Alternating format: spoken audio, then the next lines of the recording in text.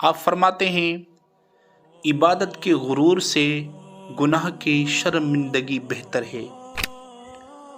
اگر کسی کے دل میں خدا کے بندوں کے لیے نفرت ہے اور وہ کہتا ہے کہ اسے خدا سے محبت ہے تو وہ جھوٹا اور مکار ہے، کیونکہ خدا کے بندوں سے محبت ہی خدا سے محبت ہے۔ بے وقوف کے پاس دانائی کی بات مت کرو، کیونکہ دانائی کی بات کر کے اس پر ظلم کرو گے۔ دوسروں کے سامنے کسی کے عیب ظاہر نہ کرو، یاد رکھو ورنہ تمہارے بھی عیب ظاہر کیے جائیں گے۔ امام حسن رضی اللہ تعالیٰ عنہ سے کسی نے پوچھا کہ مومن کون کافر کون؟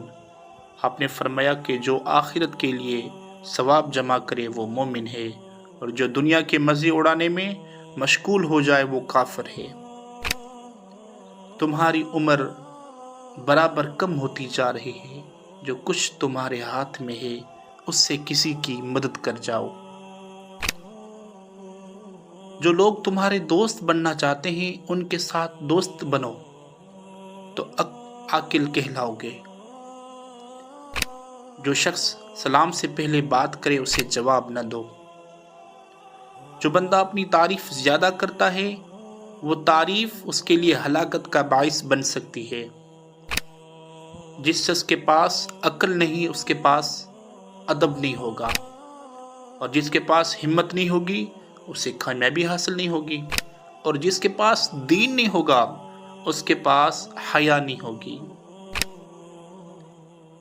دنیا کے تمام اخلاق میں سے 10 بہترین اخلاق: نمبر 1، ہر حال میں سچ بولنا اور باطل سے جنگ کے وقت شدت اختیار کرنا۔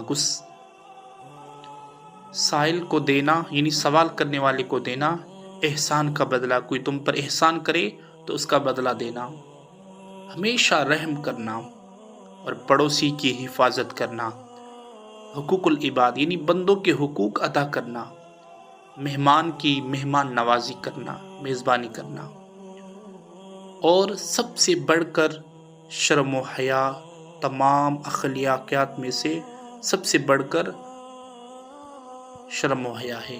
اللہ تعالی ہمیں امام حسین کے ان 10 اقوال پر زندگی گزارنے کی توفیق عطا فرمائے اور اس پر عمل کرتے ہوئے دوسروں تک پہنچانے کی توفیق عطا فرمائے۔ پلیز چینل کو ضرور سبسکرائب کریں تاکہ آنے والی ویڈیو آپ کے پاس بآسانی پہنچ جائے۔ السلام علیکم۔